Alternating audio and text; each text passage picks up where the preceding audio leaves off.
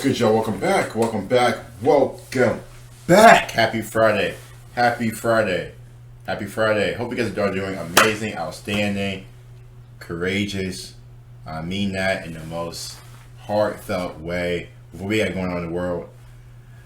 I'm feeling courageous, bold, lovely, beautiful, amazing. Anything else I'm missing? No, I think that's it. But anyway, I hope you guys are doing good. We have who is best placed to challenge Mercedes and Red Bull in F1. So we kind of gone through all of the new cars, the new cars, stuff like that. Also, y'all let me know in the comment section who y'all think. I got Ferrari. I think Ferrari is going to be the best team to challenge Mercedes and Red Bull. But y'all let me know who y'all think. But I'll probably just add a pin comment, whatever. But anyway, very, very looking forward to this, man. Like I said, hopefully, we get to see a lot of different winners this year with all the new rules and regulations that's been added to F1. Hopefully, we do get to see a lot of new winners, at least 6-7 different people win. I'd love to see that. But let's go ahead and get to the video. Don't forget to start the video and sub as well. Prayers for Ukraine. Hopefully, that Russia-Ukraine stuff can just die. It's so sad what's going on over there. Hearts and prayers to the Ukrainian people. Please, no war. Please. But anyway, let's go and start with the video. Formula One rule changes can have a profound impact on the competitive order. Make no mistake, all shout out to the race again on their 2022 cars as we speak, expecting to start the season in a better position on the timesheets than they finished last year. Even those at the front, Mercedes and Red Bull, will hope to build a bigger advantage over each other. F1 2022's changes are the most significant. Oh my god! Wait, which car is this? FIA. Is this like F1's? Is this the FIA's car or something like that? Or is that like the oh shit. Like the caution. Is that like the caution car? This did look amazing.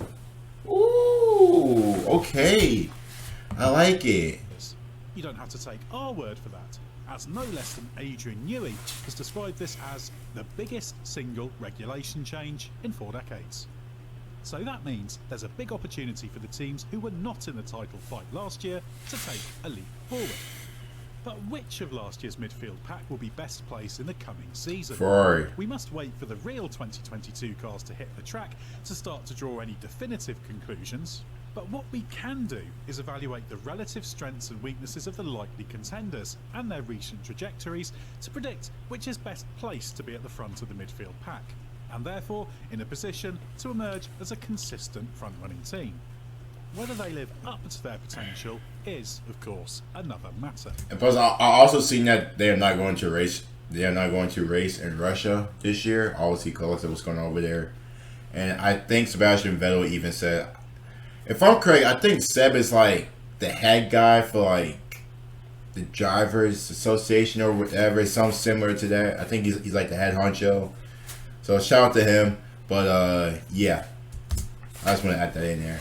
Well, we can't entirely forget to add that earlier. Leaping to the front, the chances of Haas, Williams, or Alfa Romeo making the jump in one go are minuscule. Yeah. So we will focus on the 5 teams that comprised the midfield pack last year. AlphaTauri, Aston Martin. Aston Martin's 2021 season. Sebastian Lance. It was the result of a combination of the set of 4 small but significant aerodynamic rule changes that made life more difficult for the low-rate cars, and the fact that, with little to fight for given it quickly slipped into an isolated 7th place last year. Yeah, Ferrari came in 3rd. That's why I was really high on Ferrari coming into this year. I think Carlos Sainz and Charles Leclerc have been together for at least a minute now. So that familiar, that they're both familiar with each other. They complement each other well. But I don't think I've really seen the constructor standings. I do know who won, obviously, Red Bull. But Mercedes still came in 1st in the constructor standings. Ferrari came in 3rd. McLaren, Alpine, AlphaTauri, Aston Martin, Williams, Alfa Romeo. God damn Haas. Jesus, no points. That just shows, man, just how dominant Mercedes and Red Bull are. Just shows how dominant those two are. The focus was firmly on Jesus. 2022. In 2022, it should be better, but by how much is difficult to say.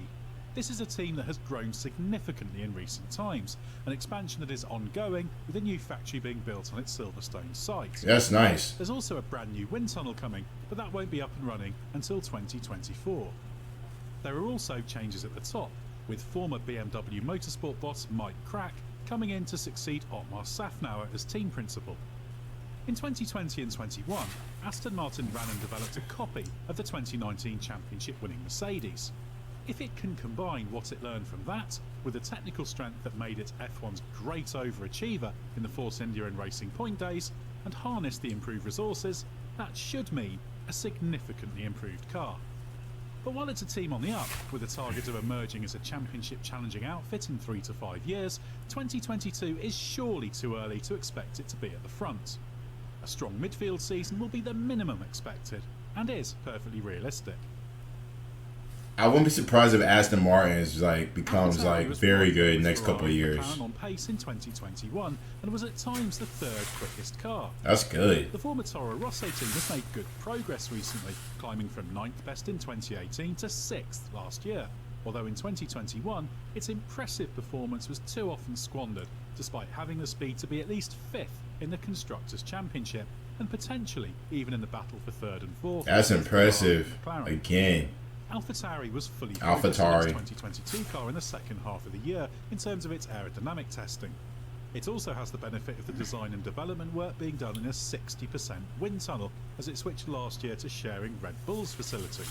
Last year's car was originally produced using the 50% scale tunnel in Bicester, so it does have more potential in its facility. I wonder why they haven't been sharing. I think just like a building or garage with Red Bull, because isn't Alpha? I think aren't they man, I know they're part of Red Bull, but they're like a smaller. Okay, they are part of Red Bull, but they're like a smaller super seed of Red Bull, if that makes sense. You know what? Fuck it. Just fuck it. Just fuck it. Forget it. Given recent progress, AlphaTauri. I was just surprised they haven't been sharing more stuff with Red Bull until now, unless I am missing something. Counted, especially as Honda put plenty of effort into the 2022 specification power unit before handing it over to Red Bull powertrains. But given how strong AlphaTauri was last year and the significant resource advantage of its midfield teams, even to hold station in terms of performance would be a great success given the potential of the teams around it.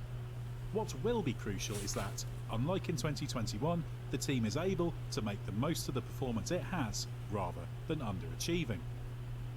More on the midfielders expecting big things in 2022 in a moment, but first we would like to thank you for watching. It really does help us to do what we do, and we have lots of videos planned for the upcoming season for you to enjoy.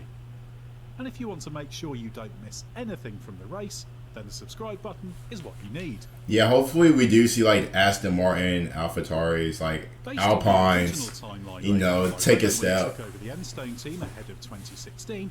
Alpine should already. Alpine, I'm sorry. My bad. But it did subsequently revise that schedule, with Alpine CEO Laurent Rossi looking down the road to 2024. Alpine is just American. It's just American term. There have been changes with Marshall pronunciation and Alan Prost leaving.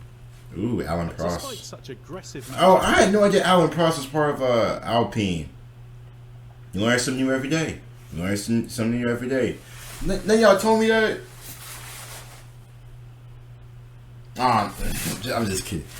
But I didn't know that. I honestly did not know that. I did not know that. That's pretty cool though. That's pretty cool. But I think Alpine is a French. It seemed like it's a French-based team. I think Alan Prost is French, so there's some connections with that. But that's pretty cool though. With expectations, this doesn't mean 2022 has been written off.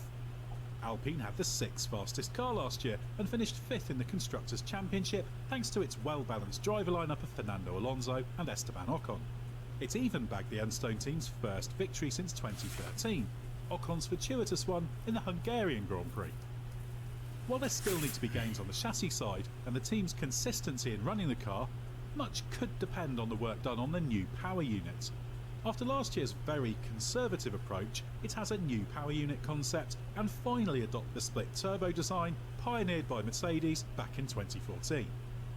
It's impossible to know how big a step Alpine will make with its car, or Renault with the engine, but what's clear is that for this package to live up to its potential, both need to take a big step. The engine performance will be key, given Renault was reckoned to be the weakest of the 4 engine suppliers last year. But they still came in. That shit, oh my god. The need for big engine gains and the fact the team itself is still going through changes suggests that 2022 might have come too soon for it. So they don't really have too many good hopes for Alpine. Has the most compelling trajectory of all the midfield. I think McLaren's gonna be very good though. I do think McLaren's gonna be very, very. Watch out for them. I know I did say Ferrari. I do feel like Ferrari is the best team to match up with Mercedes and Red Bull. But, you know, Aston Martin said, they said Aston Martin really Alpine like a tad bit too soon, so not yet. And then AlphaTauri, we're just not really too sure. I do think between McLaren and Ferrari, one of these two teams is really going to challenge Red Bull Mercedes. You're going to be a real pain in the ass this year. Can't wait. Can't wait. Can't wait. Slumped in the second decade. It climbed from 9th in the championship in 2017 to being 3rd in 2020. Yeah, McLaren's weird. We know about McLaren. While that was a step back in terms of position, it was still a close one. We know about McLaren. Given McLaren was closer to the pace in 2021, it's fair to see last year as another step of its ongoing improvement, especially as it ended a win drought stretching back to 2012 with Daniel Ricciardo's victory at Monza. McLaren switched back to Mercedes engines in 2021, so this will be the first car that is designed from scratch around that power unit. Its aerodynamic capabilities have also grown significantly in recent years under technical director James Key, who joined in early 2019. I ain't gonna know. Has closed the knowledge gap to the big teams. I'm not going to remember all these CEOs and stuff like that. It has been so strong for the past 2 years. See, I don't like McLaren. I mean, it's decent, but I'm not really feeling McLaren's new car. I think I said that when they. I said that when they both, you know, showed it off. But I'm not really feeling McLaren's car. They don't look that good to me. That said, it has to be considered second favourite to join the battle at the front, given the ongoing infrastructure work. And the man himself, Ferrari, third in the Constructors' Championship last year, ending the season with a small but decisive pace advantage over McLaren. Given where it is in its recovery, Ferrari has to be considered the team that has the know-how, the resources and the facilities to rejoin the leading group in 2022. The question is, will a team that has spent the past decade underachieving really do so? Ferrari has been through 3 technical restructures over the past 2 years. Dang! Most recently last year to meet the challenges of a cost-cap era F1. It's built a new driver in loop simulator that it claims represents a generational leap and improved its ways of working. As a result, team principal Matteo Binotto has promised a car that features what he calls significant innovations. Ferrari also has a big step planned with its power unit. This improved dramatically in 2021 after the slump in performance the previous year, which was the consequence of various technical directives that it collaborated with the FIA in formulating. In 2021, it's already made a big step power unit-wise. This improvement included the introduction of a modified hybrid system in the final third of the season, with a new energy store upgrading from 400 volts to an 800 volt system. That should just sound fire. Changes for 2022.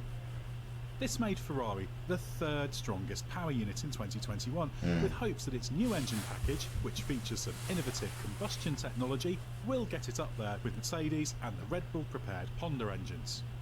This means Ferrari is best placed to join the battle at the front in 2022, and perhaps even be in contention for its first title since winning the Constructors' Championship in 2008. So that's what we think of the prospects of the midfield crop emerging as regular contenders for race wins. Let us know in the comments which team, if any, you expect to emerge as a consistent threat at the front. I always forget about Alpine. But y'all let me know who y'all got, man. there was always reason why he didn't talk about Williams, Haas, Alfa Romeo. They ain't gonna be that good, but y'all let me know what y'all think, man. I got Ferrari. Let me know what y'all think. Don't forget to start the video and sub as well. Hope you guys did enjoy it. Continuing to learn more, specifically more in depth about what these teams really did, specifically during the off season, new engines, you know, new ways to improve the car, stuff like that. Very, very looking forward to it. Don't forget to start the video and sub as well. See you guys later.